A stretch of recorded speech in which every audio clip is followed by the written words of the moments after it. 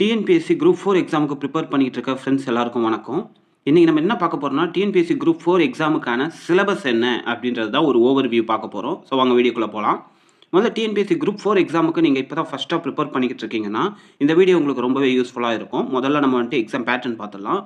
நார்மலா பார்த்தீங்கன்னா, இந்த டிஎன்பிஎஸ்சி குரூப் 4 எக்ஸாம பொறுத்தவரைக்கும் 200 கொஸ்டின்ஸ் இருக்கும். ஒவ்வொரு கொஸ்டினுக்குமே பார்த்தீங்கன்னா 1½ மார்க். மொத்தம் 200 கொஸ்டின்ஸ்க்கு பார்த்தீங்கன்னா 300 மார்க்ஸ். ஓகேவா? இதுல 100 கேள்விகள் பொது தமிழ்லேருந்து, அதாவது எஸ்எஸ்எல்சி அப்படின்னு சொல்லக்கூடிய 6ஆம் வகுப்புலேருந்து 10ஆம் வகுப்பு வரைக்கும் இருக்கக்கூடிய புத்தகங்கள்லேருந்து உங்களுக்கு கேள்விகள் கேட்கப்படும், தமிழ் புத்தகத்திலேருந்து. அப்போ பார்த்துக்கோங்க, 6ஆம் வகுப்புலேருந்து 10ஆம் வகுப்பு வரை இருக்கக்கூடிய தமிழ் புத்தகங்கள்லேருந்து 100 கேள்விகள் கேட்கப்படும்.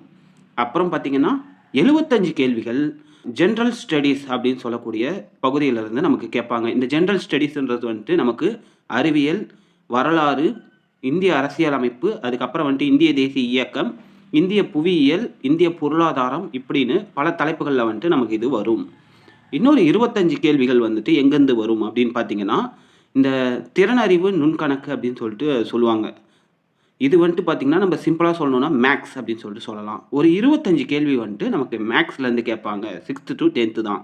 அப்போ இது மொத்தமே நமக்கான அந்த சிலபஸ் எப்படி வரும்னு பார்த்தீங்கன்னா, 6வதுலேருந்து 10வது வரைக்கும் இருக்கக்கூடிய புத்தகங்கள்லேருந்து தான் நமக்கு கேள்விகள் கேட்கப்படும். அதுக்கான சிலபஸ் எப்படி கேட்பாங்க அப்படின்றத நம்ம ஒரு ஓவர்வியூ பார்க்கலாம். இங்கே பாருங்க, தமிழ் பாடத்திட்டம் வந்துருச்சா? பாடத்திட்டத்தில் பொதுத்தமிழ். அதில் பார்த்தீங்கன்னா மொத்தம் 3 பகுதிகளாக பிரிக்கிறாங்க. பகுதி ஆ இலக்கணம், அதுக்கப்புறம் அப்படியே கொஞ்சம் கீழே வந்தீங்கன்னா பகுதி ஆ இலக்கியம், அதுக்கப்புறம் பகுதி இ தமிழ் அறிஞர்களும் தமிழ் தொண்டும் அப்படின்ற பகுதியிலேருந்து கேட்குறாங்க. ஸோ இதுதான் பார்த்தீங்கன்னா நமக்கான சிலபஸ். இதை ஓவர்வியூ அப்படியே மேலாப்பில் நம்ம பார்த்துக்கிட்டு வரலாம், அப்புறம் டீப்பாக படிக்கலாம். ஃபஸ்ட்டு பாருங்கள், பகுதி ஆ இலக்கணத்திலேருந்து பொருத்துதல். இதில் பார்த்தீங்கன்னா பொருத்தமான பொருளை தேர்வு செய்தல், புகழ்பெற்ற நூலாசிரியர்கள். இதில் என்ன பண்ணுவாங்கன்னா, ஒரு சில சொற்களை கொடுத்து அதை மேட்ச் பண்ண சொல்லுவாங்க நம்மளை. அப்படி இல்லைன்னா நூல்களை கொடுத்து இந்த நூல்களை எழுதிய ஆசிரியர்கள் யார் அப்படின்னு சொல்லிட்டு நம்மளை கேள்வி கேட்கலாம். 2வது பார்த்தீங்கன்னா தொடரும் தொடர்பு அறிதலும். இதில் பார்த்தீங்கன்னா ஒரு லைனை கொடுத்துட்டு ஒரு பாடல் வரியவோ இல்லை ஏதோ ஒரு மேற்கோளையோ காட்டி நமக்கு என்ன பண்ணுவாங்கன்னா, இதை எழுதின சான்றோர் யார், இந்த வரிகள் யாரை குறிப்பிடுது, ஒரு அடைமொழியால் எந்த நூலை குறிப்பிடுறாங்க. அதாவது ஒரு பழமொழி ஒரு அடைமொழியால் என்ன பண்ணுவாங்கன்னா, ஒரு நூலையோ ஒரு சான்றோரையோ இல்லை ஒரு நபரையோ நம்மளை என்ன பண்ணுவாங்கன்னா குறிப்பிடுவாங்க. அது யாருன்னு கண்டுபிடிக்கணும். இன்னொரு இடத்துல ஒரு வரி கொடுத்துட்டு இந்த வரி எந்த இதில் வருது, எந்த நூலில் வருது அப்படின்னும் நம்மளை கேள்வி கேட்கறதுக்கான வாய்ப்புகள் இருக்குது. ஸோ இதெல்லாம் பார்த்து தான் நம்ம என்ன பண்ணணும்னா ப்ரிப்பேர் பண்ணணும். ஸோ இதெல்லாமே நம்ம 6th புக்லேருந்து 10th வரைக்கும் வரும். இதை ப்ரிப்பேர் பண்ணலாம். அடுத்து பாருங்கள், பிரித்து எழுதுக, எதிர்ச்சொல் எடுத்து எழுதுக. இதெல்லாமே நீங்கள் பார்த்துருப்பீங்க உங்களுடைய ஸ்கூல் டைம்லேயே. அப்புறம் பாருங்கள், பிழை திருத்தம். இதெல்லாமே அப்படியே பஞ்சாக பார்த்தீங்கன்னா நீங்கள் நம்ம உட்காந்து ஓவராக மனப்பாடம் பண்ண முடியாது. ப்ராக்டிஸ் மூலிமா தான் அதில் இருக்கக்கூடிய சின்ன சின்ன நுணுக்கங்களை தெரிஞ்சுக்கிட்டு நம்ம ப்ராக்டிஸ் பண்ணுறது மூலிமா தான் இந்த இடத்த ஃபேஸ் பண்ண முடியும். பிழை திருத்தத்தில் பாருங்கள், சந்திப்பிழையை நீக்குதல், ஒருமை பன்மை பிழைகளை நீக்குதல், மரபு பிழைகள், வலுவு சொற்களை நீக்குதல், இந்த மாதிரி எல்லா விஷயங்கள்லாம் பண்ணணும். பிறமொழி சொற்களை நீக்குதல். அப்புறம் ஆங்கில சொல்லுக்கு நேரான தமிழ் சொல்லை அறிதல். இது பார்த்தீங்கன்னா 6th புக்லேருந்து 10th புக் வரைக்கும் ஒரு பாடம் முடியுதுன்னா அதுக்கு பேக் சைடில் கடைசியாக பார்த்தீங்கன்னா நமக்கு இந்த வார்த்தைகளை கொடுத்துருப்பாங்க. ஆங்கில வார்த்தைகளும் அதுக்கான தமிழ் வார்த்தைகளும். அது எல்லாத்தையுமே கலெக்ட் பண்ணி நம்ம ஒரு பிடிஎஃபாகவே உங்களுக்கு தரோம். நம்ம டெலகிராம் சேனலில் ஜாயின் பண்ணலன்னா மறக்காமல் ஜாயின் பண்ணிக்கோங்க. லிங்க் நம்ம சேனல் பயோவில் இருக்குது. அதை கிளிக் பண்ணி நீங்கள் என்ன பண்ணுறீங்கன்னா டெலகிராம் சேனலில் ஜாயின் பண்ணிக்கோங்க. இந்த மாதிரியான பிடிஎஃப்ஸ் எல்லாம் இதெல்லாம் கலெக்ட் பண்ணி, இந்த சொற்களை எல்லாம் கலெக்ட் பண்ணி ஒரு பிடிஎஃபாகவே உங்களுக்கு டெலகிராம் சேனலில் வரும். இன்னும் நீங்கள் தமிழ் புத்தகங்களை டவுன்லோட் பண்ணணும், 6வதுலேருந்து 10வது வரைக்கும் புத்தகத்தை டவுன்லோட் பண்ணணும் அப்படின்னு நினச்சிங்கனாலும் நம்ம டெலகிராம் சேனலில் எல்லாமே பிடிஎஃபாக இருக்குது, போய் டவுன்லோட் பண்ணிக்கோங்க. அடுத்து பாருங்கள், ஒலி வேறுபாடு அறிந்து சரியான பொருளை அறிதல் அப்படின்னு சொல்லிட்டு இருக்கு பார்த்தீங்களா? இது எப்படின்னா 2 டிஃப்ரெண்ட் வார்த்தையாக இருக்கும், பட் சவுண்டு ஒரே மாதிரி இருக்கும். ஃபார் எக்ஸாம்பிளுக்கு சொல்கிறேன், குறை அப்படின்னு சொல்லிட்டு வரும். ஒரு குறைன்றது எப்படின்னு பார்த்தீங்கன்னா, அதாவது அளவை குறைக்கிறது, குறைஞ்சி இருக்கிறது அளவு அப்படின்றது. இன்னொரு குறை என்பது நாய் குறைக்குது அப்படின்னு சொல்லுவோம் இல்லையா? அந்த மாதிரி தான். இந்த மாதிரி தான் பார்த்தீங்கன்னா ஒலிக்கிறது பார்த்தீங்கன்னா அந்த சொற்கள் ஒரே மாதிரி இருக்கிற மாதிரி இருக்கும், பட் பார்த்தீங்கன்னா அதோட மீனிங் டிஃப்ரெண்ட்டாக இருக்கும். இந்த மாதிரி நிறையா வார்த்தைகள் இருக்குது. அதையுமே நம்ம எக்ஸாம்பிள்ஸோட பார்க்கும்போது பார்த்தீங்கன்னா புரியும். அப்புறம் ஓரெழுத்து ஒரு மொழிக்குரிய சொற்கள், வேர் சொல்லை தேர்வு செய்தல். இதுவும் அந்த 10வது நம்பரும் 11வது நம்பரும் பாருங்கள், இது மொத்தமே கிட்டத்தட்ட ஒரே டாபிக் மாதிரி தான் வரும் நமக்கு. வேர் சொல்லுனா ஒன்றுமே இல்லைங்க, ஒரு வார்த்தை வந்துட்டு கட்டளையிடுற மாதிரி இருந்துச்சுன்னா அதை வேறு சொல்லுன்னுவாங்க. அடுத்து பாருங்க, அகர வரிசைப்படின்றது நமக்கு தெரியும் இல்லையா? உயிர் எழுத்துக்களும் மெய் எழுத்துக்களும் ஒரு வரிசையாக இருக்கு இல்லையா? அந்த வரிசை நமக்கு தெரிஞ்சாலே போதும். இந்த அகர வரிசைப்படி சொற்களை சீர் செய்தலை ஈஸியாக முடிச்சிடலாம். 13வது பாருங்க, சொற்களை ஒழுங்குபடுத்தி சொற்றொடராக ஆக்குதல். வேர்ட்ஸை மிக்சிங்காக கொடுத்துருவாங்க. நமக்கு வார்த்தைகளை மிக்ஸ் பண்ணி கொடுத்துருவாங்க. அதை வச்சு நம்ம ஒரு சென்டென்ஸ் மேக் பண்ணணும். அப்புறம் பேர் சொல்லின் வகை அறிதல், இலக்கண குறிப்பு, விடைக்கேற்ற வினா. இந்த விடைக்கேற்ற வினாலாம் பார்த்தீங்கன்னா ஜஸ்ட் ப்ராக்டிஸ் மூலிமா தான் நம்மளால் பண்ண முடியும். அடுத்து பாருங்கள், எவ்வகை வாக்கியம் என்று கண்டறிக. இதெல்லாமே கிராமர் தாங்க. இந்த லைன் எல்லாமே பார்த்துக்கோங்க. கிட்டத்தட்ட ஒரே மாதிரியாக தான் இருக்கும். அப்புறம் பார்த்தீங்கன்னா எதுகை மோனை இயைபு, அதுக்கப்புறம் பழமொழிகள். இது எல்லாமே நம்ம வந்துட்டு புக்ஸில் இருக்கக்கூடிய சின்ன சின்ன எக்ஸாம்பிள்ஸ் பார்த்துக்கிட்டாலே போதும். அடுத்து பகுதி இலக்கியம். இதில் பாருங்கள், திருக்குறள் தொடர்பான செய்திகள்னு சொல்லிட்டு மேற்கோள்கள், தொடர்களை இதெல்லாம் கேட்குறாங்க. ஒரு சில தலைப்புகள் நமக்கு வந்துட்டு ஒரு லிஸ்ட் கொடுத்துருக்காங்க. அன்பில் ஸ்டார்ட் ஆகி உழவு வரைக்கும் பார்த்தீங்கன்னா ஒரு சில தலைப்புகளை கொடுத்துருக்காங்க. இது எல்லாத்துலேருந்து நம்ம என்ன பண்ணோம்னா திருக்குறள், அதில் இருக்கக்கூடிய கேள்விகள் எப்படி நமக்கு கேட்கலாம், அதில் இருக்கக்கூடிய திருக்குறள்ஸ் எல்லாம் நம்ம ஓரளவு பார்த்துக்கணும். அடுத்து பாருங்கள், அறநூல்கள்னு சொல்லிட்டு 4 அடியார்லேருந்து 17 கீழ்கணக்கு, இந்த நூல்கள் எல்லாமே கொடுத்துருக்காங்க. அப்புறம் கம்பராமாயணம் கொடுத்துருக்காங்க, ராவண காவியம் கொடுத்துருக்காங்க. 4வது இதில் புறநானூறு, அகநானூறு, இப்படியே பார்த்தீங்கன்னா சிலப்பதிகாரம், பெரிய புராணம், எல்லா இதுவுமே, ஐம்பெருங்காப்பியம், ஐஞ்சிறு காப்பியங்கள், அதுக்கப்புறமா வந்துட்டு நிறையா வெவ்வேறு மதம் சார்ந்த நூல்கள், சிற்றிலக்கியங்கள் இப்படின்னு சொல்லிட்டு நாட்டுப்புற பாட்டு பற்றி இருக்குது, சித்தர் பாடல்கள் பற்றி இருக்குது. இப்படி நிறையா பேரை பற்றி கொடுத்துருக்காங்க. இங்கே இந்த தலைப்புகளை பார்க்குறப்போ உங்களுக்கு தலையே சுற்றுற மாதிரி இருக்கும். ஆனால் இதை வந்துட்டு நம்ம புக்கில் ஒவ்வொரு டாப்பிக்காக எடுத்து கவர் பண்ணிக்கிட்டே போகணுன்னு வச்சுங்களேன், ரொம்பவே ஈஸியாக இருக்கும். நமக்கு இது பார்க்கறதுக்கு ரொம்ப பெருசாக தெரியும். பட் கொஸ்டின் பேப்பர்ஸ் எல்லாம் எடுத்து ப்ரீவியஸ் இயர் கொஸ்டின்ஸை எடுத்து அதுக்கப்புறம் புக்கில் இருக்கக்கூடிய டாபிக்ஸை எடுத்து நம்ம கம்பேர் பண்ணி படிக்கிறப்ப ரொம்பவே ஈஸியாக தான் இருக்கும். அடுத்து பாருங்கள், தமிழ் அறிஞர்களும் தமிழ் தொண்டும். இதில் பார்த்தீங்கன்னா பாரதியார், பாரதிதாசன், இது நீங்கள் இங்கே படிக்கிறீங்க பார்த்தீங்களா இந்த கொஷினு, இதே தான் நமக்கு வந்துட்டு பெரும்பாலும் பார்த்தீங்கன்னா இந்த பகுதி ஆன்னு சொல்லக்கூடிய இந்த நூலாசிரியர்கள், புகழ்பெற்றவர்கள், இந்த குறிப்பு வருது பார்த்தீங்கன்னா, இங்கே படிக்கிறதே தான் உங்களுக்கு வந்துட்டு திருப்பி ரிப்பீட்டடாக இங்கேயும் வரும். இன்னொரு விஷயம் என்னன்னு பார்த்தீங்கன்னா, நீங்கள் இந்த இடத்துல படிக்கிறீங்க பார்த்தீங்களா, இந்த ஒரு சில தகவல்கள் உங்களுக்கு திருப்பி ரிப்பீட்டடாக எங்கே வரும்னு பார்த்தீங்கன்னா, உங்களுக்கு வந்துட்டு ஜென்ரல் ஸ்டடீஸ் படிக்கிறீங்க இல்லையா, அங்கே உங்களுக்கு யூனிட் 8லையும், அதுக்கப்புறம் இந்தியன் நேஷனல் மூவ்மெண்ட் அப்படின்னு சொல்லக்கூடிய இந்திய தேசிய இயக்கத்துலையும் இதே விஷயம் வந்துட்டு திருப்பி படிக்கிற மாதிரி இருக்கும். உங்களுக்கு சிலபஸ் ரொம்ப பெருசாக தெரியும். பட் ஒரே டாபிக் வந்துட்டு நீங்கள் 2-3 இடத்துல திருப்பி படிக்கிற மாதிரியான ஒரு விஷயம் வந்துட்டு இங்கே வரும். இதில் பார்த்துக்குங்க, பாரதியார், பாரதிதாசன், நாமக்கல் கவிஞர், கவிமணி, தேசிய விநாயகரன், இந்த மாதிரியான முக்கியமான ஆசிரியர்களுடைய ஒரு சில குறிப்புகளை நம்ம தெரிஞ்சுக்கணும். மரபு கவிதைகளை பற்றி தெரியணும், புதுக்கவிதை, அதுக்கப்புறம் தமிழ் கடித இலக்கியம், இப்படி நிறைய விஷயம் இருக்குது. சிறுகதை தலைப்புகள், ஆசிரியர்கள் நூல்களை வந்துட்டு பொறுத்தது, அதுக்கப்புறம் கலைகள், சிற்பம், ஓவியம், இந்த மாதிரிலாம் இருக்குது.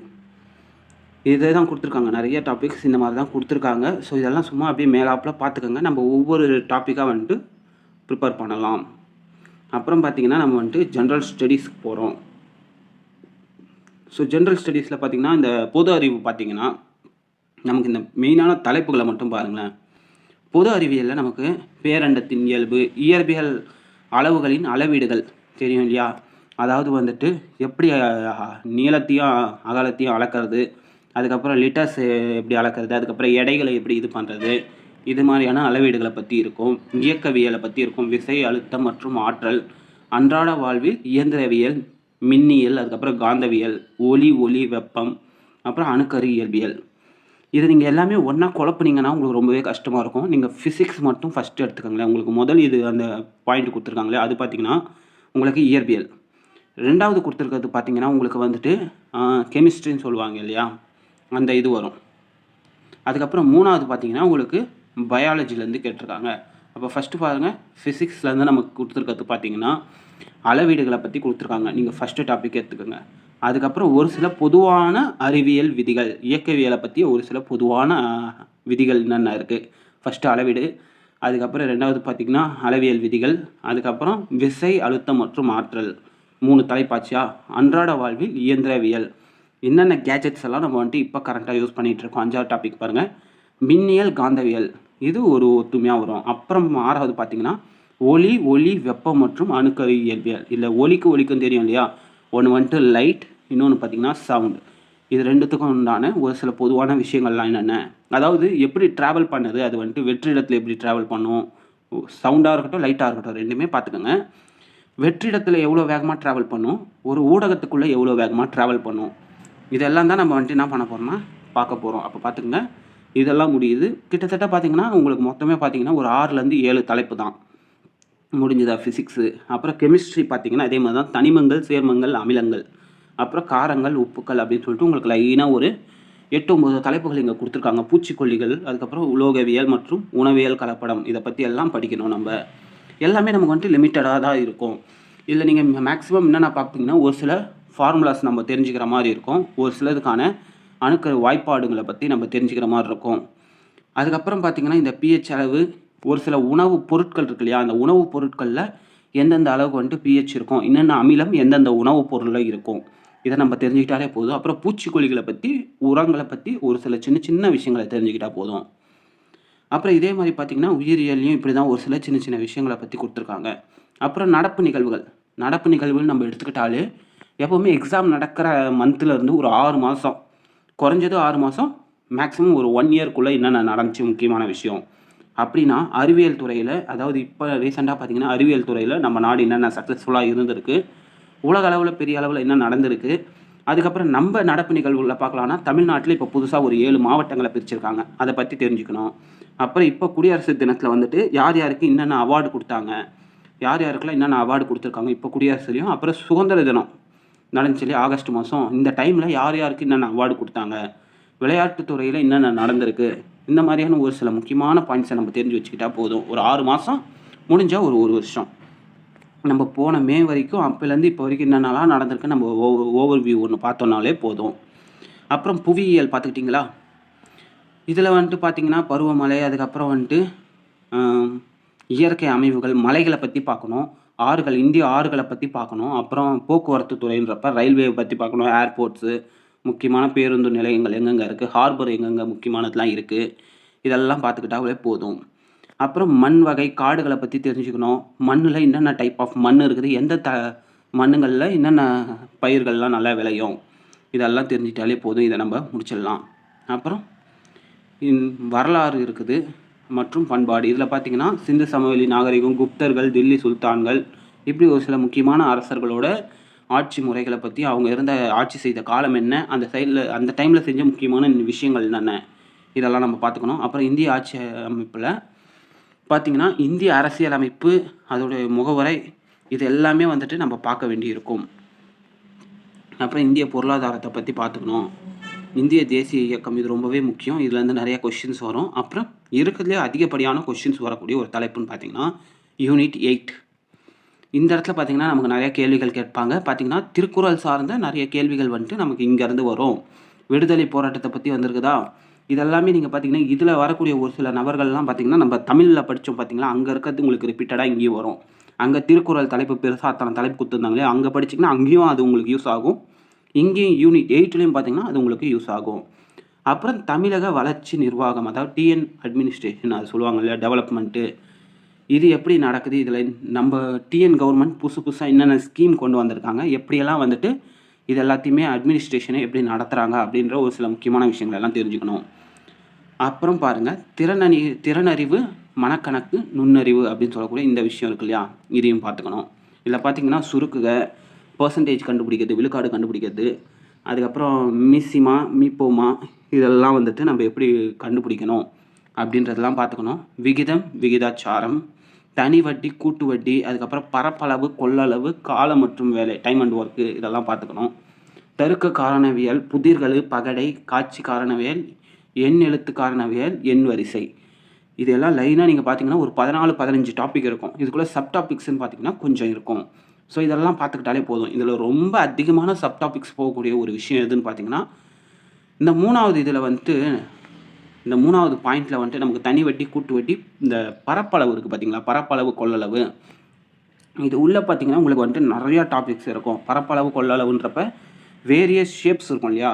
வேற வேற ஷேப்ஸுக்கு வேற வேற மாரியான ஃபார்முலா இருக்கும். கொஞ்சம் அதிகமா டைம் கன்சியூம் பண்ணும். ஸோ நீங்க தனி வட்டி, கூட்டு வட்டி கொஞ்சம் உங்களுக்கு ஹார்டா இருக்கும். ஏன்னா தனி வட்டி படிக்கிறப்ப ரொம்ப ஈஸியா இருக்கும். பட் கூட்டு வட்டி பார்த்தீங்கன்னா, உங்களுக்கு கொஞ்சம் கஷ்டமா இருக்கும். மற்றபடி பார்த்தீங்கன்னா உங்களுக்கு இந்த பரப்பளவு கொள்ளளவு தான் அதிகப்படியான டைம் கன்சியூம் பண்ணும் நீங்கள் கற்றுக்கிறதுக்கு. மற்ற எல்லா தலைப்புகளையுமே நீங்கள் என்ன பண்ணிடலாம்னா ஓரளவு ஃபாஸ்ட்டாக முடிச்சிடலாம். நம்ம இந்த சிலபஸை ஒரு ஓவர் வியூவாக தான் பார்த்துக்கிட்டு வந்திருக்கோம். ஒவ்வொரு தலைப்பாக எடுத்து நம்ம என்ன பண்ணோம்னா இதுக்கான நோட்ஸை ப்ரிப்பேர் பண்ணி படிக்க ஆரம்பிச்சிடலாம். ஸோ டைம் இதுக்கப்புறம் வேஸ்ட் பண்ணாதீங்க. நம்ம சேனலை சப்ஸ்கிரைப் பண்ணலன்னா சப்ஸ்கிரைப் பண்ணிக்கோங்க. நம்ம என்ன பண்ணலாம்னா ப்ரிப்பேர் பண்ண ஆரம்பிச்சிடலாம், டைம் வேஸ்ட் பண்ண வேண்டாம். நம்ம டெலகிராம் சேனலில் ஜாயின் பண்ணலன்னா ஜாயின் பண்ணிக்கோங்க. ஏன்னா நோட்ஸ் எல்லாமே பிடிஎஃபாக வந்துட்டு டெலகிராம் சேனலில் தான் அப்லோட் பண்ணுவோம்.